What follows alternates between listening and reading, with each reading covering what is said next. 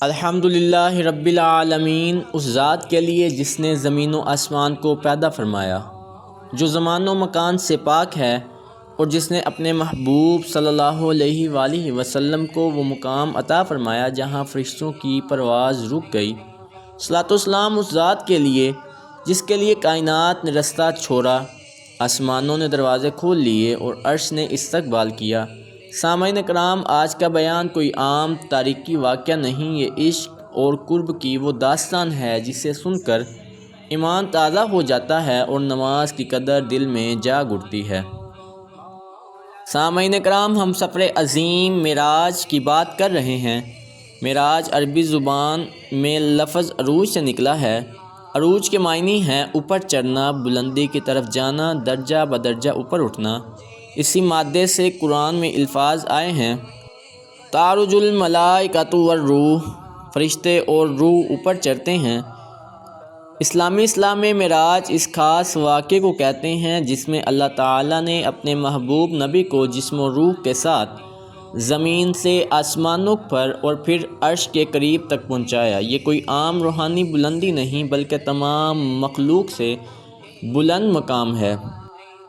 معراج خواب نہیں تھی، اگر خواب ہوتی کفار مذاق نہ اڑاتے، ایمان کا امتحان نہ ہوتا اور حضرت ابوبکر صدیق رضی اللہ تعالیٰ عنہ کو صدیق نہ کہا جاتا۔ خواب تو ہر شخص دیکھتا ہے، اس پر انکار نہیں کیا جاتا۔ کشف اولیاء کو بھی ہوتا ہے، اس میں جسم حرکت نہیں کرتا، وہ عالم مثال میں ہوتا ہے۔ اگر معراج صرف کشف ہوتی، قرآن میں اس قدر عظمت سے ذکر نہ ہوتا اور عبد کا لفظ استعمال ہی نہ ہوتا۔ اللہ تعالیٰ قرآن مجید سورۃ اسراء آیت نمبر 1 میں ارشاد فرماتے ہیں، سبحان الذی اسریٰ بعبدہ لیلا من المسجد الحرام الی المسجد الاقصی الذی بارکنا حولہ لنریہ من آیاتنا انہ هو السمیع البصیر۔ پاکی ہے اسے جو راتوں رات اپنے بندے کو لے گیا مسجد حرام سے مسجد اقصی تک، جس کے ارد گرد ہم نے برکت رکھی کہ ہم نے اسے اپنی نشانیاں دکھائیں، بے شک وہ سنتا دیکھتا ہے۔ علماء امت فرماتے ہیں، عبد صرف روح کا نام نہیں بلکہ عبد جسم اور روح کا نام ہے۔ امام فخر الدین رازی رحمۃ اللہ تعالیٰ علیہ فرماتے ہیں، اگر صرف روح جاتی تو اللہ بروحی فرماتا، بعبدہ نہ فرماتا۔ امام قرطبی رحمۃ اللہ تعالیٰ علیہ فرماتے ہیں، اس آیت سے واضح ہے کہ معراج جسم و روح کے ساتھ ہوئی۔ احادیث مبارکہ میں ہے، نبی اکرم صلی اللہ علیہ وآلہ وسلم فرماتے ہیں، میرے پاس براق لایا گیا اور میں اس پر سوار ہوا۔ سواری جسم کے لیے ہوتی ہے، روح کو سواری کی حاجت نہیں۔ حدیث مبارکہ میں آتا ہے، سینہ چاک ہونا، سینہ یکدس چاک کیا گیا، زمزم سے دھویا گیا، یہ سب جسم کے ساتھ تعلق رکھتا ہے۔ سامعین، جب اللہ تعالیٰ نے اپنے محبوب کو ایسا عظیم سفر عطا فرمانا چاہا جو کسی نبی کو نہ ملا، نہ کسی فرشتے کو ملا، تو اس سفر سے پہلے جسمانی، روحانی اور قلبی تیاری ضروری تھی۔ اس تیاری کا پہلا مرحلہ تھا حضرت جبرائیل علیہ السلام کا آنا اور نبی اکرم صلی اللہ علیہ وآلہ وسلم کا سینہ چاک کرنا۔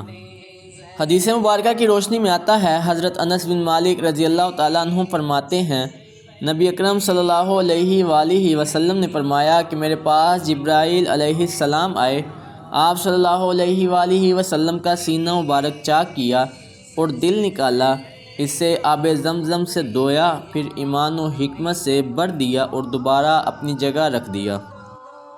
سامعین، یہ واقعہ جہاں پیش آیا، روایات میں اس کی مختلف جگہات بتائی جاتی ہیں۔